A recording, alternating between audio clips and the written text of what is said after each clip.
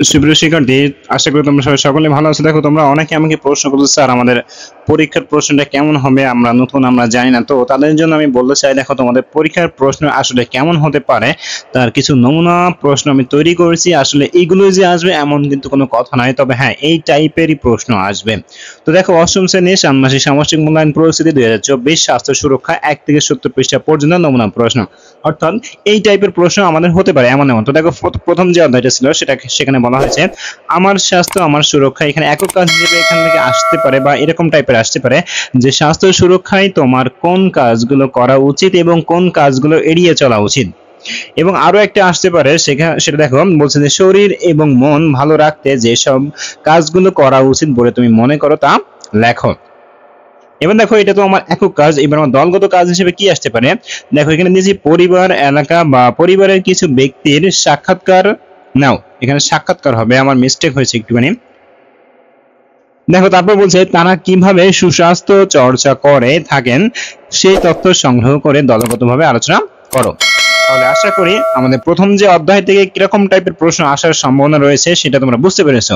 আমি আবারও বলছি, এই প্রশ্ন যে আসবে এমন কিন্তু কোনো কথা নয়। এবার দেখো, আমাকে বলে দ্বিতীয় অধ্যায়, বলছে নিরাপদ খাবার, নিরাপদ জীবন। দেখো, এখানে একক প্রশ্নের একক কাজ হিসেবে আমি দিয়েছি যে তোমার পরিবারে খাবারকে প্রস্তুত করেন, তুমি তাকে কিভাবে সাহায্য করে থাকো। এখানে দেখো, আরো একটা প্রশ্ন দিয়েছি, খাবার তৈরির পর তা কিভাবে পরিবেশন করা হয়, খাবার পরিবেশনের সঠিক পদ্ধতি সম্পর্কে লেখো। আমি জাস্ট নমুনা, আমি আমার মতো করে জাস্ট ইম্পর্টেন্ট মনে করে তৈরি করছি। এটা যে আসবে এমন কিন্তু কোনো কথা নাই, তোমরা এরকম টাইপেরই আসবে, এটা জাস্ট তোমাদের ধারণা দেওয়ার জন্য মূলত এই প্রশ্নটা তৈরি করা। দেখো, তারপর বলা হয়েছে খাবার খাওয়ার পর অতিরিক্ত খাবার কিভাবে সংরক্ষণ করা হয়, খাবার সংরক্ষণের সঠিক নিয়ম ও প্রয়োজনীয়তা লেখো। এরপরে দেখো, বলা হয়েছে কিভাবে খাবারের পুষ্টিমান বজায় রাখা সম্ভব। এরপর দেখো দিয়েছি খাবার প্রস্তুত, পরিবেশন ও সংরক্ষণে তোমার ভূমিকা লেখো। সর্বশেষ দিয়েছি কি কি কারণে খাবার অনিরাপদ হতে পারে। এবার দেখো, এগুলো তো আমরা একক কাজ দেখলাম। এবার আমরা চলো দলগত কাজ কি দেখতে পারি। দেখো, দলগত কাজ দিয়েছি তোমাদের এলাকায় এমন একজন ব্যক্তির সাক্ষাৎকার নাও যিনি নিয়মিত রান্না করে থাকেন। রান্নার ক্ষেত্রে তিনি কিভাবে খাবারের গুণগত মান বজায় রাখেন, কিভাবে অতিরিক্ত খাবার সংরক্ষণ করেন এবং সেই তথ্য সংগ্রহ করে দলে আলোচনা করো। এরপর দেখো, 2 নম্বর দিয়েছি খাদ্য অপচয় কিভাবে রোধ করা যায়, এই বিষয়ে দলে মতামত দাও বা দলের মতামত নাও, এই ব্যাপারে তুমি দিতে পারো। এরপর দেখো, আমরা তৃতীয় অধ্যায় চলে আসলাম। দেখো, শারীরিক ফিটনেস। এখানে একক কাজ হিসেবে কিছু প্রশ্ন আমি তৈরি করছি। দেখো, দিস ইজ শারীরিক ফিটনেস বজায় রাখার জন্য করণীয় বিষয়গুলো কি কি। এরপর দেখো দিয়েছি শরীর চর্চার কয়েকটি ব্যায়ামের নাম বলো এবং এসব ব্যায়ামের উপকারিতা সম্পর্কে উল্লেখ করো। তারপর দেখো দিয়েছি সাপে কাটলে কি করা উচিত এবং কি করা উচিত নয় তুমি বলে মনে করো, অর্থাৎ কি করা উচিত নয় বলে তুমি মনে করো। এখন দেখো, এখান থেকে আমি কিছু দলগত কাজ সিলেক্ট করছি। দেখো, প্রথমে দিয়েছি যে তোমাদের এলাকায় খেলাধুলায় পারদর্শী বা নিয়মিত শরীর চর্চা করেন এমন ব্যক্তির সাক্ষাৎকার নাও।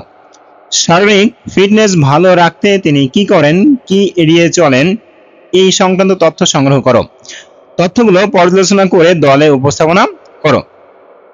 এরপর দেখো দিয়েছে প্রাথমিক চিকিৎসা প্রদানের উদ্দেশ্যে দল গঠন করো এবং তোমার দলের কার্যক্রম সম্পর্কে আলোচনা করো। দেখো, তারপর দিয়েছি কিছু ব্যায়াম। তো যেমন হতে পারে দম বৃদ্ধির ব্যায়াম, শক্তি বৃদ্ধির ব্যায়াম, গতি বৃদ্ধির ব্যায়াম, নমনীয়তা বৃদ্ধির ব্যায়াম, কোঅর্ডিনেশন। উল্লেখিত ব্যায়াম থেকে যে কোনো একটি ব্যায়াম বেছে নাও, সেই ব্যায়ামটি করে দেখাও এবং উক্ত ব্যায়ামের শারীরিক উপকারিতা সম্পর্কে আলোচনা করো বা শারীরিক উপকারিতা আলোচনা করো। তো আশা করি এটাও তোমরা বুঝতে পেরেছো। এবার দেখো, চতুর্থ অধ্যায়ে এখানে বলা হয়েছে আমার আত্মবিশ্বাস আমার পথেও। তো দেখো, পাথেও। তো দেখো, এখানে একক কাজ হিসেবে দিয়েছে যে মানসিক চাপ কি কি কারণে তৈরি হয় উল্লেখ করো। মানসিক চাপের কারণে আমাদের কি ধরনের অনুভূতি হয়, এর প্রভাব সম্পর্কে আলোচনা করো। মানসিক চাপের নেতিবাচক প্রভাবগুলো নিয়ে আলোচনা করো। আমি আবারও বলছি, এই প্রশ্নগুলো যে তোমাদের ষান্মাসিক পরীক্ষা আসবে বিষয়টি কিন্তু এমন না, তবে হ্যাঁ এই টাইপের প্রশ্ন আর কি আসতে পারে এবং এই টাইপেরই, অর্থাৎ এরকমই। তো দেখো, এবার দেখো দলগত কাজ দিয়েছি যে মানসিক চাপ নিয়ন্ত্রণ এর কৌশল সম্পর্কে দলগত ভাবে আলোচনা করো বা দলগত আলোচনা করো।